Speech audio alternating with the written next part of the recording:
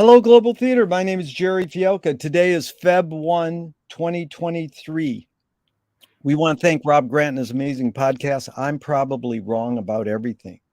It's an honor and a pleasure to be here today with Lawrence M. Krauss. Where in the heck you calling in from, Lawrence?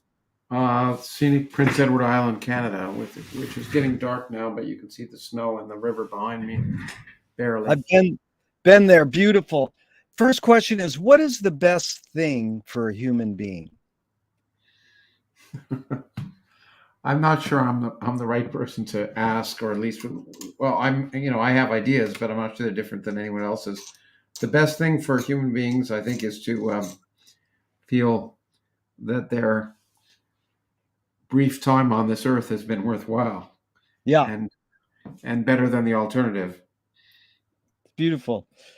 What's your favorite form of information? How it comes into you? Well, I don't have favorites as a rule. I like lots of different things. So I guess that my answer is generally I'd like to receive information. I like paper. I read books. I read paper versions. I read Kindle. I get lots of information on my computer and of course on my phone. But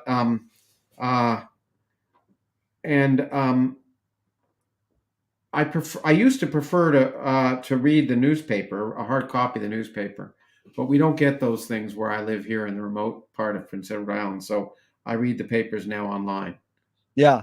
Well, just to divert for the reading, did you become a reader more because your parents told you to read as an example or on your own? It's hard to know when you're young what all the influences are. I loved reading. I was a voracious reader, but my mom read a lot.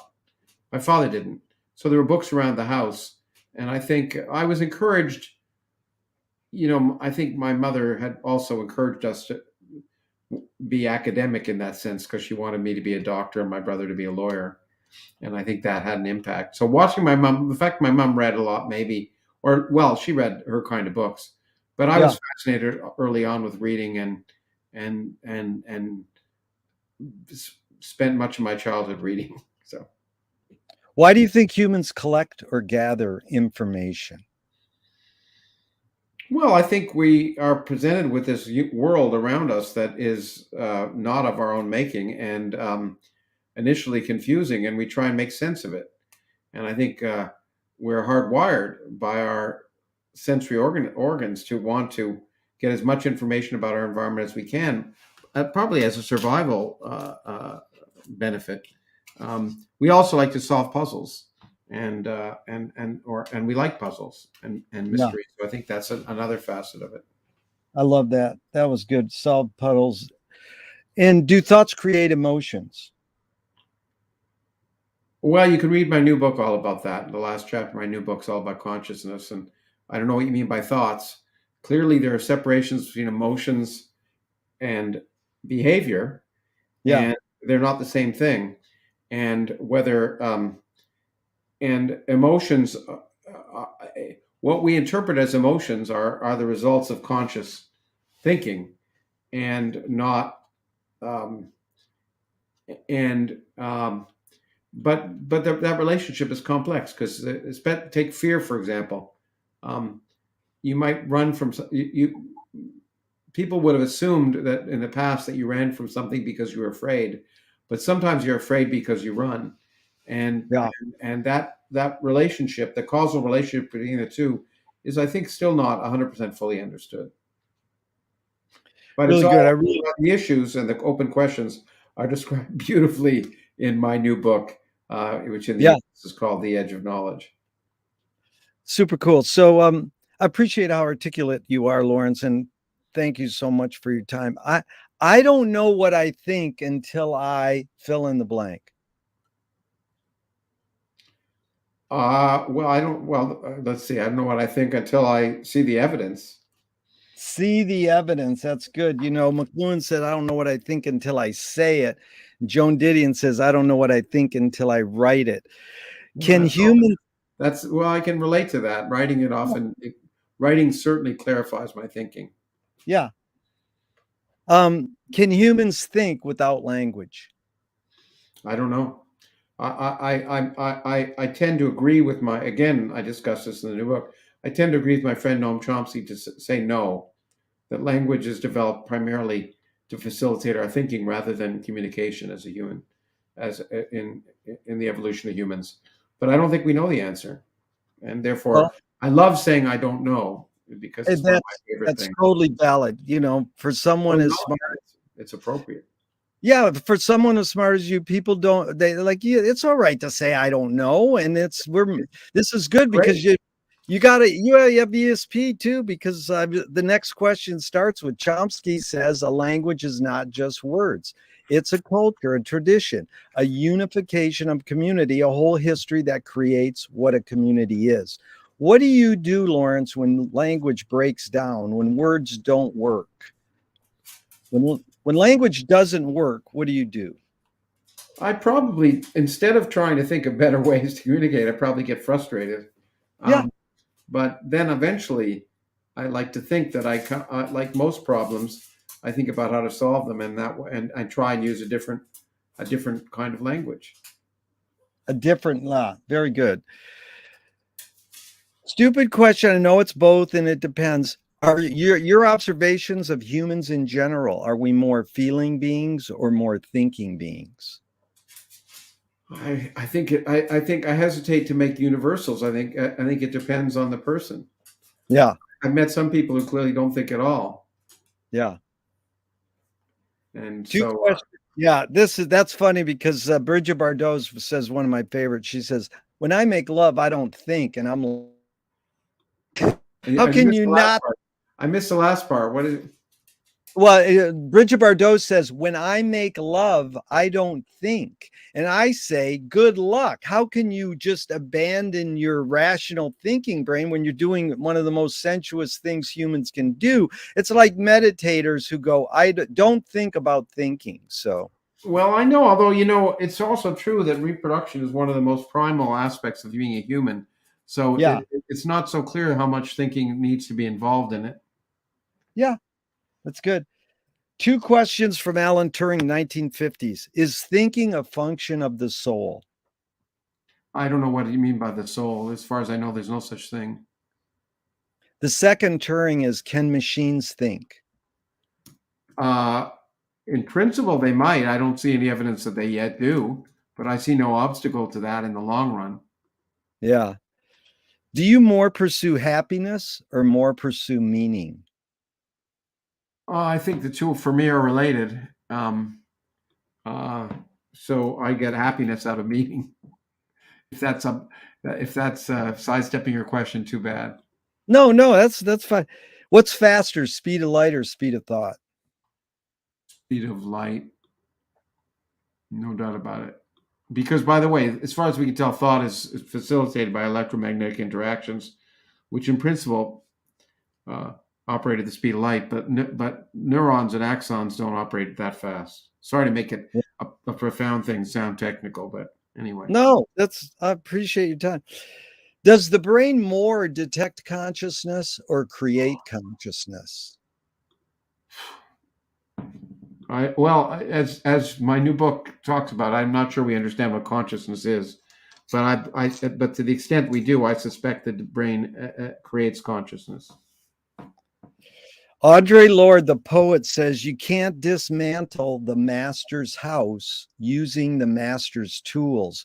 Yvonne Rainer responded to her and said, you can if you expose the tools. What new tool do you suggest?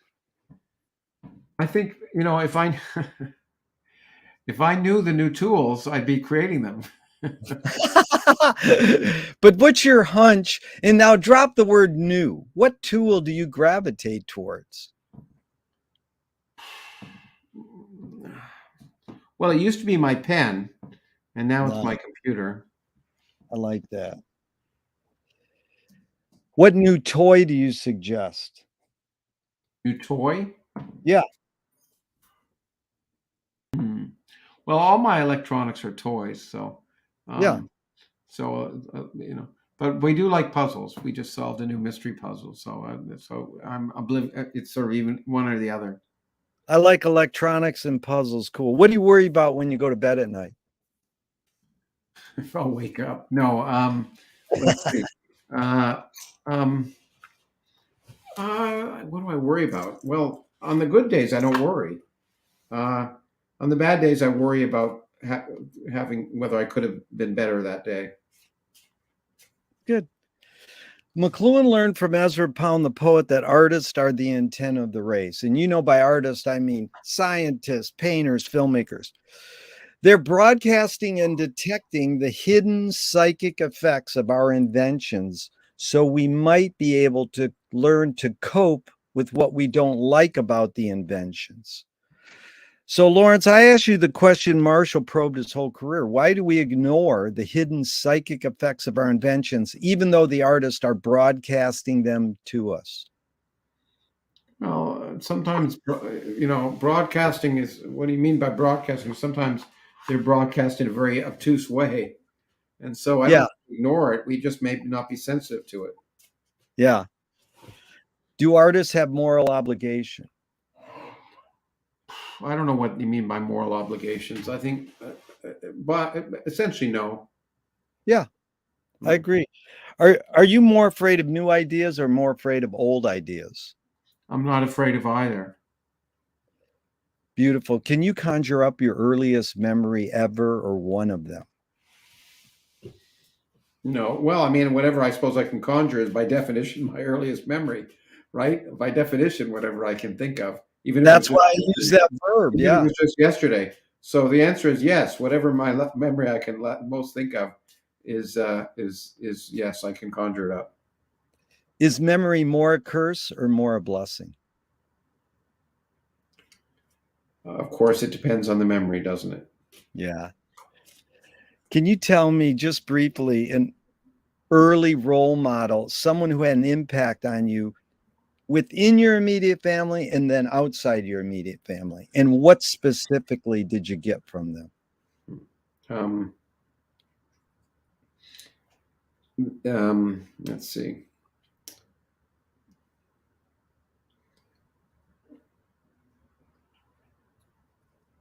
Well, I guess within my immediate family, I would have to say my uncle was a role model. He was a role model in two ways. First of all, he was the first person in my family, in my mother's family, and therefore my family, that had ever gone to college, and neither of my parents did. And so, since I kind of valued education, I looked up to him for that. But more importantly, was the fact that he was his sense of humor, that he joked with everyone he knew, and they seemed to, and that people responded well, and I wanted to be like that. I like that. Beautiful. And outside your immediate family, just someone maybe early on who had an impact on you. Well, okay, early on, I mean, there are a lot of people in my life who've had impact outside my family over time. So people who've read books that I've read and stuff. But I think a next door neighbor, the son of a next door neighbor, his father was an engineer, and I remember he made a model of an atom. He was my brother's friend, but and therefore older than me.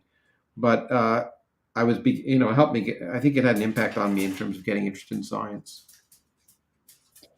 Beautiful. James Joyce was the first projectionist in Dublin about 100 years ago. He basically checked out. He said, "This is stupid. Why should I go inside a building and see a movie of a tree when I can go outside and see a real tree?" Years later, Faulkner said, "Sometimes the best fiction is more true than journalism." Why do we have to recreate things in order to get them? Why do we have to go to a theatrical play of people acting out life? Why don't we just live life? Sometimes other people, because we can learn from other people's uh, perspectives. When we look at things, we're stuck with our own perspective, and when we go to a play or read something, we get someone else's perspective, and that's very valuable. Yeah. Lawrence, what first attracted you to pursue, like the tipping point to pursue science? Like somewhere along the line, you go, that's my calling. That's what I want to do. Well, it's hard to know. I mean, after the fact, one invents, one's rationale for doing things. There were lots of factors. One was reading a book about Galileo when I was 11, and which captured my imagination and made me picture scientists as brave crusaders, and I wanted to be like that. Now I recognize that most scientists aren't, but that's a different story. What does courage mean to you now? Courage. Doing what you think is right, even when you know the consequences will not be necessarily be positive. Yeah. That was good. The screenwriting teacher told me a great film, great art is when you can clearly see the intention of the maker. Kubrick says the opposite. Great art, great film is when you can clearly not see the intention of the maker. What role does intention play in your creative process being a scientist, a physicist, an author? What role does intention play? Yeah. Oh, a large role. When I'm working on virtually anything, it's based on some intention, but I recognize that the end product may be completely unrelated to my intention.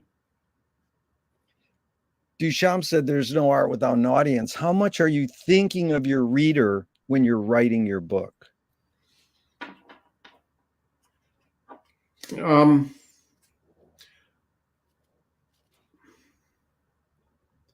well, a lot in the sense that I view myself as a reader of my books as well as a writer. So I'm thinking about how I would, if I were reading this, what I would think. Yeah. But that's my own perspective.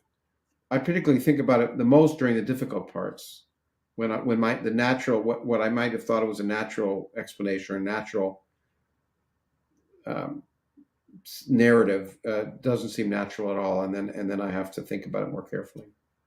Yeah. Yeah, I worked for Frank Zappa for 10 years, and he said, I write this music for myself, and if other people like it, that's cool. But Well, I, I think let's say everything I do for myself, and I think it's true for most people. My science I do yeah, for myself, my writing I do for myself, but one hopes it'll resonate with others. But if you weren't pleasing yourself, you probably wouldn't do it very well. right. But I think he over romanticized because he was raised in a capitalistic consumer society. He knew if he said this lyric or hit these notes, kids would buy his music, and then he could make more music. And not to degrade him, but I wonder your thoughts on Samuel Johnson's quote: "No man but a blockhead ever wrote except for money." Um, Yeah, I can understand that because I was a blockhead and wrote with when I was younger and wrote. I actually that's it's not true. I write for myself. I write usually because I need to write and get it off Yeah, my chest. that's But good. Get it recently, I off discovered your that chest. there's a big correlation between money and writing. Yeah. No, I appreciate it. I'm not trying to, two of my film heroes, George Manupelli says, ignore yourself. Jonas Mekas says, there is no self-expression. And Cecil Taylor, the great jazz pianist, says, I'm just a vehicle and this stuff just comes through me. Is book writing, art making more self-expression or more a vehicle for whatever culture, technology, or environments are dominant? Well, I think they're not. It's not either or. I mean, they're not even unrelated. Self-expression depends upon the culture you're in to some extent, and the experiences you've had. I think it is self-expression, but you have to recognize that you are influenced, that your self-expression is influenced by the things around you. And it's true. When I write, I often go places I didn't expect to go. Um, but that's not always. That's partly because I guess I'm not consciously aware of my own thinking. But I recognize that I'm influenced by the things around me. Can art making, book writing be egoless? Um, uh, I don't know what ego is. Probably not. McLuhan says everything we invent extends some human sensorium, or he says our humanness. So knife and fork extends our teeth. Um, you know, the shutter in a camera is extension of our eyelid. What does the pen extend for you? What humanness?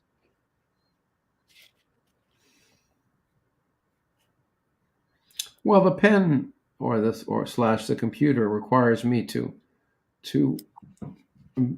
be clearer in my thoughts, and therefore it it extends my unconscious thinking um, in a way that allows that clarifies it for me. That's good. Your unconscious thinking. Yeah, suss that out a little, Lawrence. What's the difference between science and art in regards to unconscious thinking? Is there or Well, we're not aware of all the things that we're we are certainly most certainly not aware of all the things that we're thinking. And what we think of as our consciousness is certainly just the tip of an iceberg of things that are going on in our heads. And I think that's true of any human intellectual activity. And I don't think art or science are distinguished on yeah. Well, T.S. Eliot said poetry's outing your inner dialogue. What language is your inner dialogue in? that. Not poetry, I'll tell you that. Um, um, well, it is in English. Although I was very pleased when I got to the point of learning another language, when I would think in that other language, and that really was a big jump for me. Beautiful. But let's say metaphorically, like what form is your inner consciousness? I don't How know. would I mean, what do you mean? What form? I mean, it sounds to me like I'm having a conversation with myself, but it's sometimes in images as well. yeah. It's languages and images, and I think it's the same, for a lot of people. What was the motive of the cave artist? Not what Herzog did in his movie or got from the New Yorker article he based it on. Your hunch, your guess. The motive of the cave artist, my guess was the sense um, of leaving a legacy beyond their own life. Yeah, Yeah. touching the eternal. Touching the eternal? Yeah. What does that mean? Well, the perhaps the handprint or the art would survive. In their mind would survive forever, whereas they Yeah. would. So that's what I mean by touching the eternal. I like that. I'm exploring this thought that both James Joyce and Frank Zappa said all times are happening now. Is Yeah. that Hmm. what does that mean to you? Is there any does that resonate with your Well, I'm influenced by one of the chapters of my new book's on time, and I have a lot of good quotes on time, including one from George Harrison, which isn't that different than the Frank Zappa quote, by the way. Um, the only time that we really can, the key point is the only time it makes sense to us is now. Yeah. And the only thing that we can define absolutely and unambiguously is now. And by now, I mean right now where I am. I can't define the time where you are as now, because Yeah. it isn't now. It was then. The signal from you was sent a while ago. Lawrence, it's amazing because Wyndham Lewis said artists live in the present and write a detailed history of the future. So this is sort of like Ram Dass saying, be here now, what you talked about nowness. What do Hmm. you think that we Well, I write? mean, I modified. I said science fiction writers write about, imagine a new future, but science creates a new future. Anyway, sorry. Oh, imagine as opposed to create. Yeah. Yeah. That's this one philosopher says that in order to preserve culture, we have to create culture. Well, yeah, I suppose so. I mean, that sounds pompous and solipsistic to me, but I mean, anyway. What's more important, conviction or compromise? It depends on the circumstances. Yeah, There are no absolutes in my mind in that regard. I agree. So you've accomplished a lot. Rate these three elements in your accomplishments: luck, skill, and ambition. What played the biggest role, second and third? It's not for me to judge my accomplishments, I think, so I try not to. All those things play a role. Yeah. For some accomplishments, completely luck. For other accomplishments, it was completely skill, and other accomplishments were based on more on ambition. So I think there's no universal in that regard. And I don't know which of my accomplishments is most important. It's not up to me to really decide, I think. Yeah. Is perception reality? That's a kind of philosophical question that has no meaning to me. Um, uh, it's our reality. And it may not reflect an underlying external reality, but it's if I kick you in the knee, and that your perception of pain is real, whether it's objectively true or not. So perception is a window on reality, and it's not always a faithful window. I like that window. Yeah. Then you flip it into the doors of perception. So Lewis Carroll says, I believe as many as 6 impossible things before breakfast. Have you believed in any impossible things lately? Well, I don't believe in anything. I try not to use the word belief. Belief has no meaning for me. Things are likely or unlikely, or I suspect or I'm suspicious of. But I think we all believe in. But having said that, I think we all believe 6 impossible things for breakfast. In order to get up in the morning, you have to like your job or yourself or your spouse or whatever, and you create this narrative that allows you to function. Um, and so, and I've also learned um, that things that one thought is impossible are not necessarily impossible unless you've done, and so unless you have a real clear demonstration that they are, you should be highly suspicious. Yeah, I like that word too, narrative, you brought up, because Hollis Frampton, the filmmaker, said narrative is born among the animal necessities of the spirit because we are waiting to die. Can you forget to die? Can I what? Can you forget to die? I think most of us in the good moments forget about it. Yeah. Lawrence, tell me one major element of your creativeness, your sense of doing and making that has changed, and one major element that stayed the same in the years you've been doing this.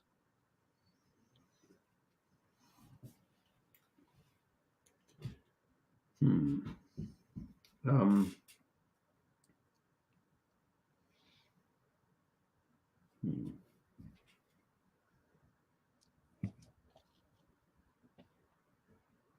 I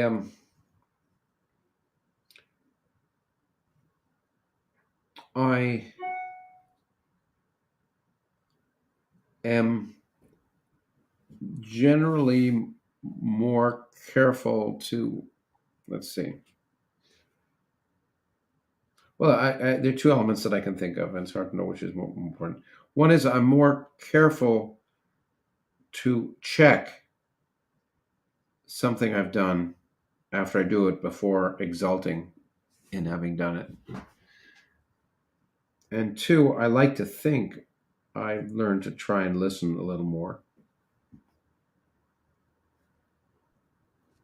What do you think led you to that realization to try to listen more? The negative consequences of not listening. Yeah. So Moshe Feldenkrais works with healing and movement. He says it's literally possible to identify a weakness and incorporate it to become a strength, rather than we're taught to overcome weaknesses. Tell me a weakness you turned into a strength.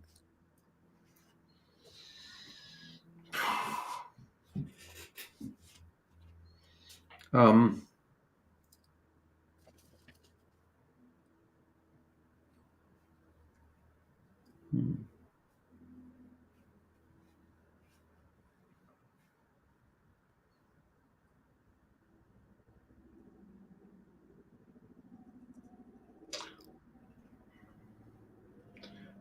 I think sometimes the need to put my thoughts down on paper in order to fully understand them, could be could have been a weakness. It's certainly become a strength. Yeah. Wow. What was the turning point or tip over? Like when you first attempted to start writing papers in college or before or No, I don't think. And then the no, it was when I. It wasn't when I was when I wrote because I was forced to write. It was when I wrote because I chose to write. yeah. Um, well, actually, that happened independently when I was young. I like to try and start to write stories. I rarely finish them, but I think it really happened after college when I began to on my completely of my own volition write things and um, and write them often recognizing they wouldn't see the light of day. Yeah, well, Lawrence, it's interesting because I like your talking about Galileo and how he, it seems as though, and you can clarify, he did a similar thing. McLuhan called it, how do you turn a breakdown into a breakthrough, a rejection into a redirection? And you talked about Galileo dealing with his misconceptions or maybe rethinking or challenging his own misconceptions. Is that similar to turning a breakdown into a breakthrough, what he was teaching you through you reading him? Well, I think I can't speak for Galileo. Um, I think yes. Every time we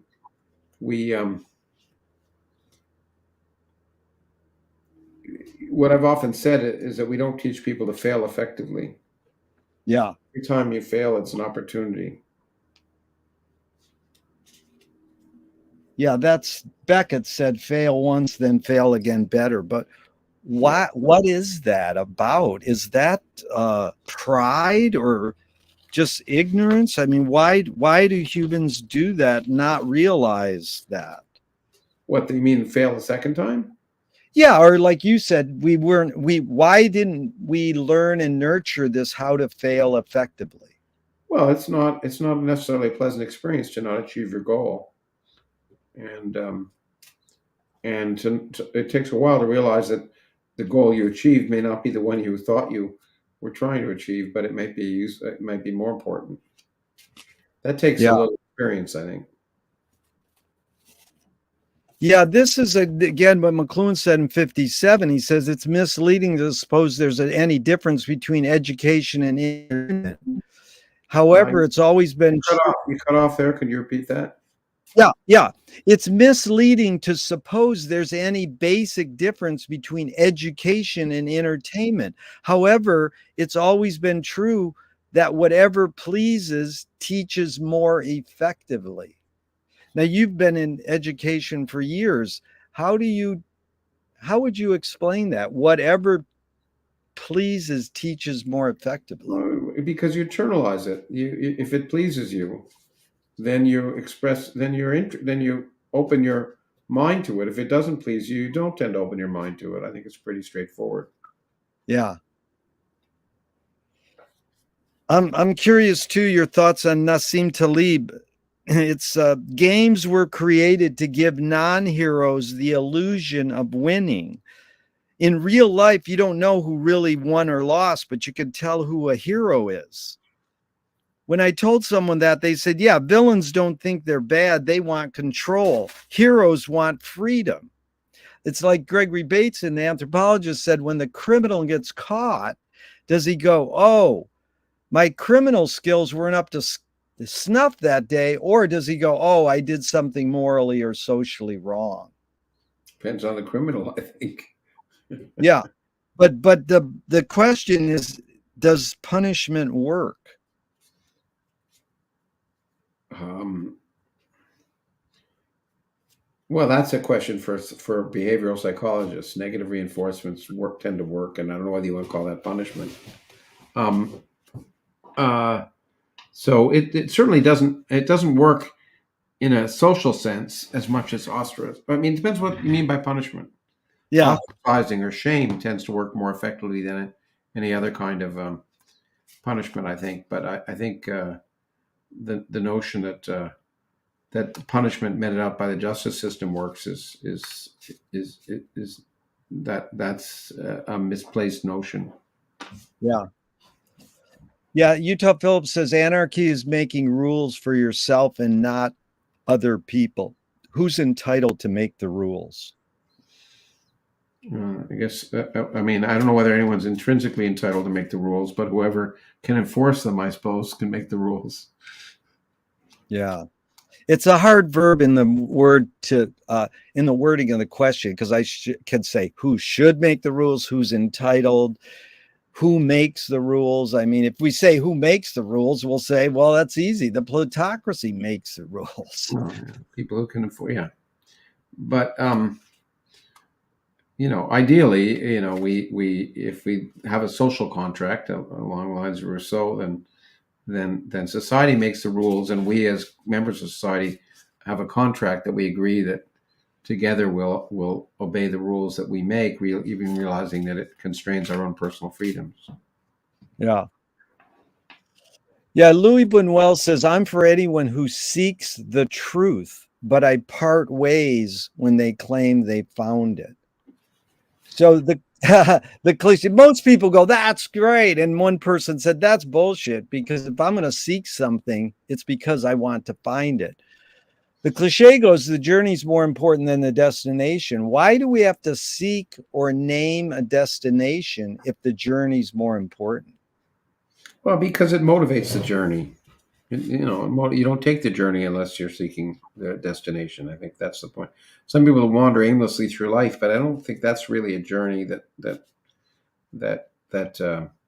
one can argue is worth the effort. It works for some people, I guess, but if you have a destination in mind, whether or not you get there, then it motivates taking the journey in the first place.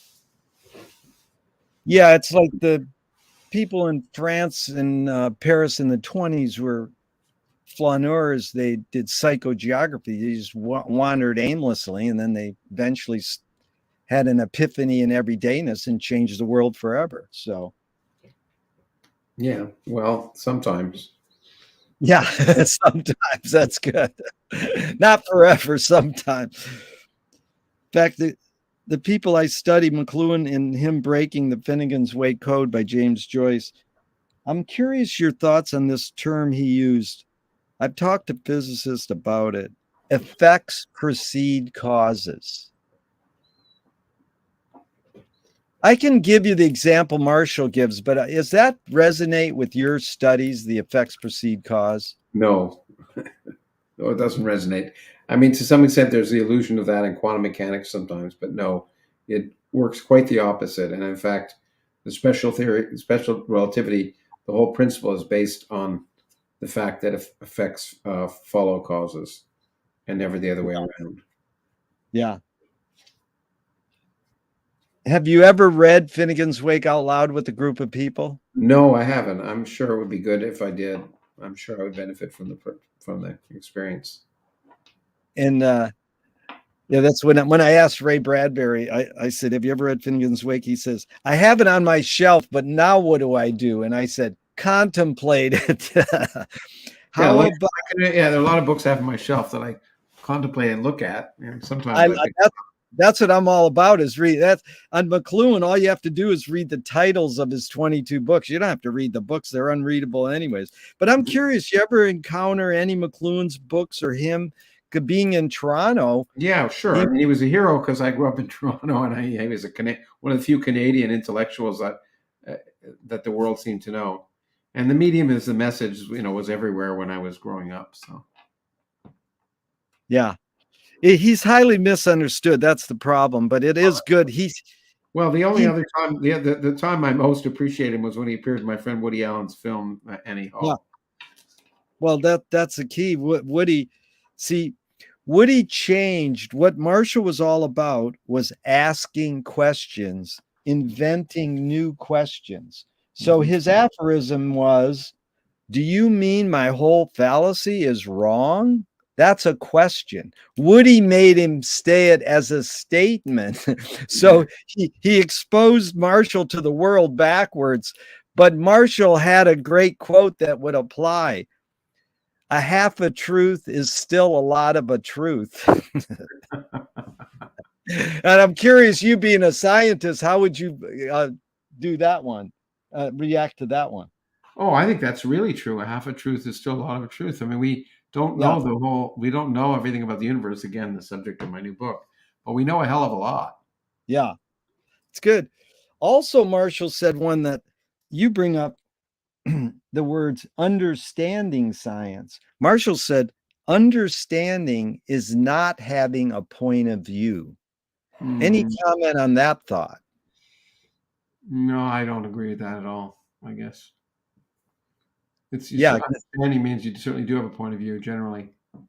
Well, he's sort of coming out of Pascal, the mathematician philosopher, who says in order to understand anything, you have to know this end of the spectrum and that end and everything in between.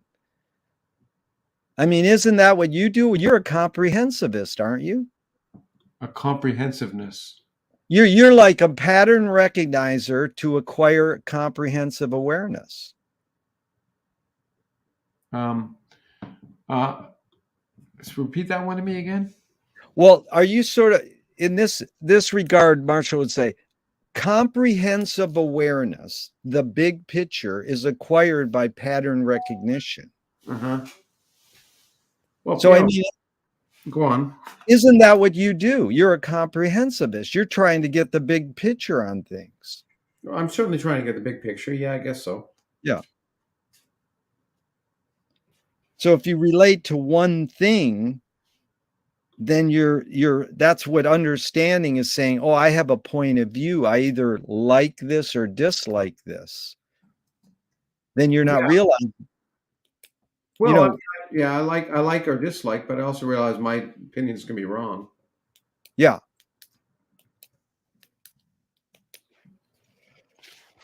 What's a question that remains unresolved for you that really stands out?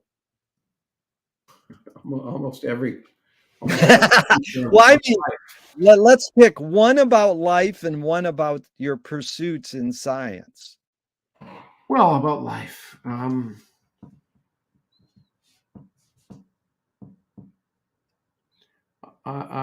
I think my presumption that everyone is well-meaning I think, has been shown. Was something that. Hold on, was there something I'm wrong about? I forget, or something I questioned. I forget what Yeah, I'm answering. what's a question that remains unresolved for you Oh, about life and about science? a question that remains unresolved. Again, it's hard to imagine anything that is resolved.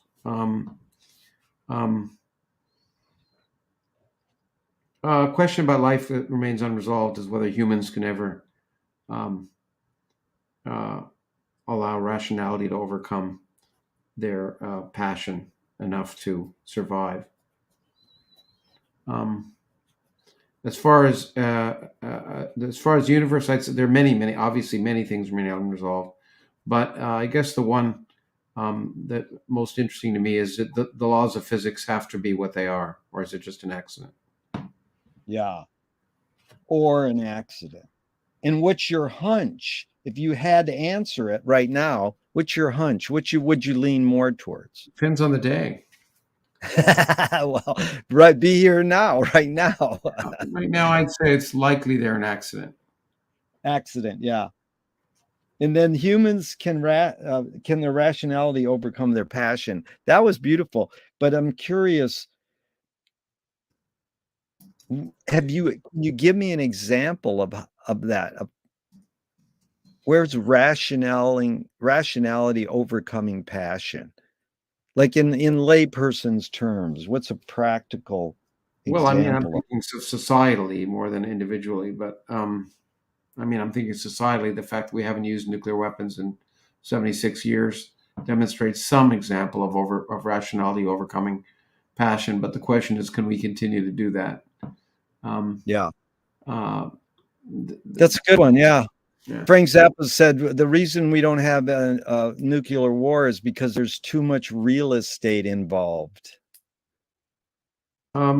There won't be a lot after. I know now they're all going to other countries. No, after a nuclear war, there won't be a lot of real estate. There won't. Well, that's why he's saying there's too much. Yeah, maybe. There are lots. It's hard to know. It's too complicated for me to give one reason. Yeah. Anyways, this is fun. We got 15 more minutes, Lawrence. You're doing great. I appreciate it. Anger can be a productive emotion when fill in the blank. um, when it's appropriate. But that certainly begs the question, doesn't it? That is, yeah.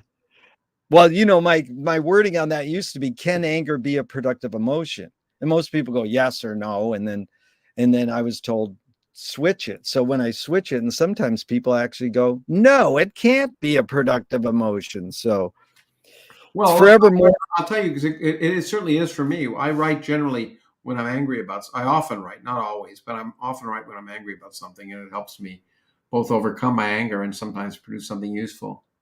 That's good. Yeah, George Clinton said all emotions can be productive and non-productive. What's the most significant difference between women and men, physical aside? What's the difference between women and men? Now I'm afraid to answer that in the modern world. Right. In the modern, I actually stopped answering it and then I started back up. But when I say physical aside, but you could say past. I think when men are hurt, they respond physically. When women are hurt, they respond strategically, generally um, by lying. Yeah. On what occasion do you lie? On what occasion do I lie? Yeah.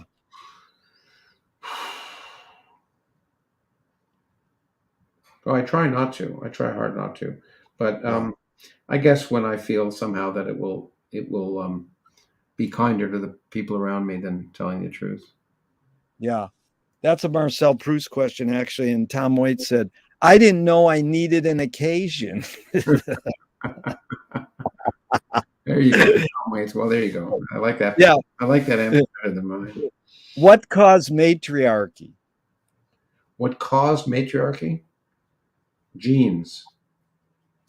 That is the right answer. Nobody gets that right. I'm so glad, Lawrence, there's no right or wrong answers to any of these questions, but that one you got right. Okay. There's a line that goes, you create what you resist. Bob Goldthwait morphed it into, you are what you hate. James Joyce said, it's a curious thing how your mind is super saturated with the religion in which you say you disbelieve. And Bunwell nailed it. He said, thank God I'm an atheist. So basically, I'm just after your thoughts on this idea. Not you create what you resist, but one creates what one resists. Any thoughts on that idea? I don't understand it. Um,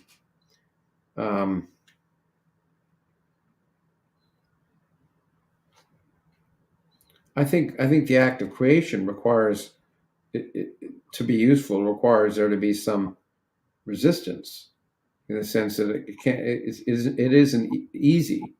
There have to be obstacles, and therefore creation is kind of not, unless there are obstacles you're overcoming by creating, then the creation is not worth talking about. It's good. That's back to McLuhan. He says, if it works, it's obsolete. Lawrence, how do you find peace of mind? Why do you presume I found it?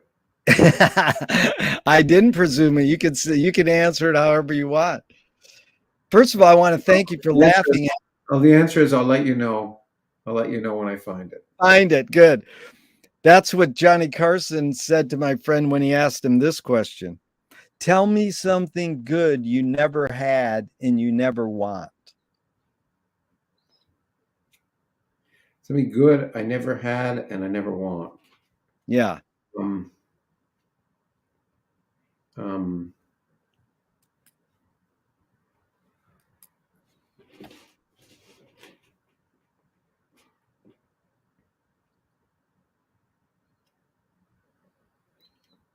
um,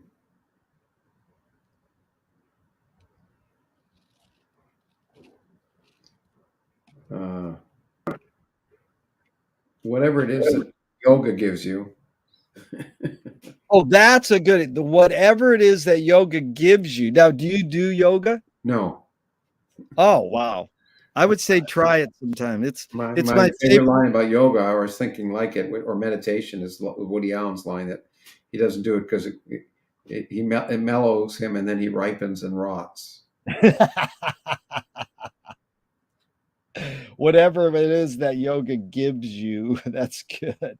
That's a good answer. You know the answer I get the most? What? Money, fame, and heroin. If you, yeah, I'm glad you're laughing, dude. Okay, if you were walking down the street today and you met yourself as a 12-year-old, what would you say to your 12-year-old self? Smarten up. Thank you. It's good, Lawrence. You laughed before and after, so this is good. Which way should toilet paper come off the roll, over or under? Actually, it's random because I'm too lazy to be systematic about anything. So it depends on how the roll comes into my hand. It's good. Yeah, the patent has it. It's 100 years old. Has it going over, but there's 95% say over, but the 5% who say under have their reasons. Okay. Well, I think over is better, but I live with both. If a publisher was to release your autobiography off the top of your head, what would the title be? Oh, fuck. Oh, fuck. Let's see. Maybe that's the title. That's a good title. They want to smell. First of all, I learned that publishers do what they want, regardless of whatever I would say anyway. But you're in control. If you says I'm in control, you're self-publishing. Oh, fuck's a good title. What smell would the glue be in the binding? No. Hold on. I'll give you the title. No, oh, fuck. Okay.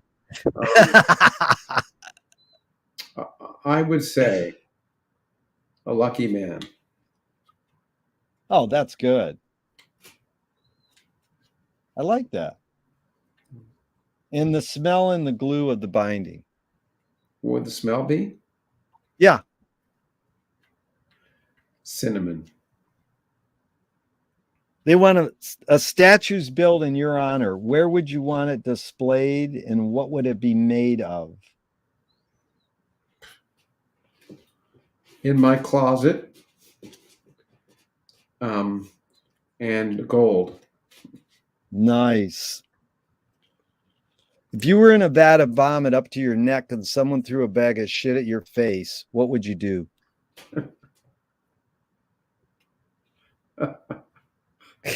Who came up with that stupid question?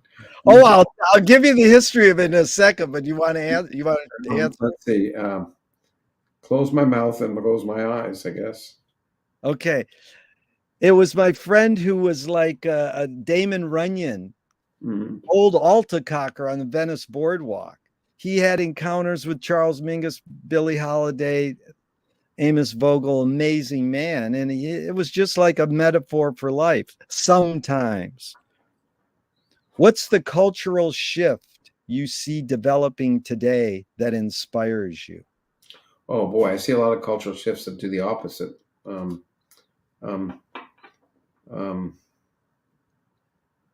Well, the only, I guess,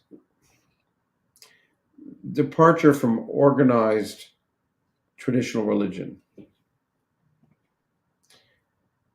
Yeah.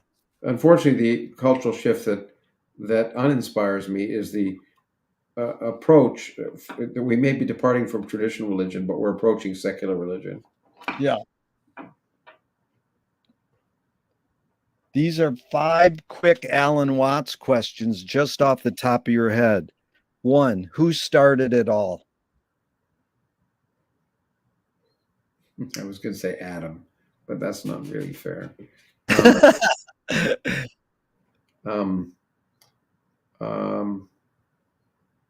What was the guy's name in Hitchhiker's Guide to the Galaxy?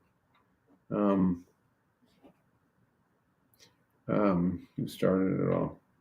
The protagonist in Hitchhiker's Guide. That's good. Yeah, the protagonist in Hitchhiker's Guide. Second one, are we going to make it? Who knows? Where do we put it? Uh, um, in the future. Who's cleaning it up? Unfortunately, no one, I expect. Is it serious? I hope not. Wow, that was good. Yeah. We're almost done here, Lawrence. I really appreciate it. No Uh, worries. you brought up your sense of humor, that you got a sense of humor. Gurdjieff said that laughter is the reconciliation of yes and no. What's the function of laughter? Well, I think that's pretty good. I mean, it's a juxtaposition. It's a juxtaposition of opposites that causes laughter. I think it's true. Um, um, it is a release of the tension that comes with the recognition of two complete opposites existing at the same time. Yeah, yeah, I like this duality opposites thing. It goes along with Thornton Wilder said in 1928, art is confession, art is the secret told. But art is not only the desire to tell one's secret, it's the desire to tell it and hide it at the same time. That's poetry. I That's think. both. You've laid your cards on the table for 57 minutes. I'm not insinuating you haven't already answered this. What's it really all about for you? I'll let you know. That is cool. You got my email. I'll be waiting. Okay. Yeah, this last question is, what gives you the most optimism? Uh, that tomorrow is a new day. Yeah. This is just to tell you the structure of this. The first question is, what's the best thing for a human being? Wilhelm Reich said the best thing for a human being is another human being. No, could And be. the question they asked Groucho Marx at the end of his life was, what gives you the most optimism? He said, other people. Well, that's good. Yeah. Yeah, that's. But yeah, for me, it's yeah. I wish I could say that, but I can't. Well, I appreciate you sharing your time with another person. Just stand out with McLuhan. He said communication of the new is a miracle, but it's not impossible. Yeah, yeah. It isn't. We keep trying. Yeah. But what gives you the motive to keep trying? Because you still, I got one, no, I got 2 more minutes to milk you with this Oh, great I see. I laughter. was free. Milk you with this great laughter and knowledge. I appreciate it. What's your underlying motive to to persevere? Well, I think the alternative is worse. And what is the alternative? You're giving up. I guess I'm just too. For me, life. I mean, I'm just totally influenced by having read early on Camus and the myth of Sisyphus, and so the fact that Sisyphus is smiling is what makes life worthwhile. Smiling is what makes life worthwhile. Yeah. Well, what gives you your best smiles in the day? You got that beautiful scene outside. What causes you to smile? I like to think almost absolutely everything. That's good. You mean even when someone brings up religion, everything, or there's some exception? If they're saying something ridiculous, I often smile. I like to Yeah, think. I wish I would smile at everything. Sometimes I'm overcome with something, but I cannot think of. It's hard to think of things that ultimately wouldn't make me smile. yeah. So I like to Well, think. it's like that irony of Buñuel. Thank God I'm an atheist. Yeah, that's right. Irony, contradiction. Yeah, all sorts of things. Even Yeah. the thing. Yeah, and my own stupidity, in retrospect, makes me smile. After it makes me cry. Well, that's a great way to end on. Frank Zappa saying oxygen's not the building block of the universe, stupidity is. And it's the not knowing that keeps us going, right? Well, We that's got not knowing. That's the subject of my new book. Not knowing is what keeps us going. that's it. Lawrence, what a pleasure and an honor. I thank you so much. Thank you. So just so I know, this was live. What is it? Is it? Have people listened to this? I don't know. We don't care about that. We're not here for content. Oh, We're okay. I here don't know. to Is it? we're here we're here for fun. No, I'm No, gonna hit no. Is the it end recorded? broadcast. What? Yeah, I'm gonna hit the end broadcast button, but I hope this goes on forever and ever. And then I will send you the link and you'll have the link, but it was live. Okay, I, good. Okay, yeah, great. Anyway, it was yeah. fun for much of the time, except when it wasn't. Okay. Beautiful. Thank you so much, Lawrence. Again, I'm going to hit the end broadcast button. Let's keep this conversation going on forever and ever. Okay. Take care. Bye bye. Thank you.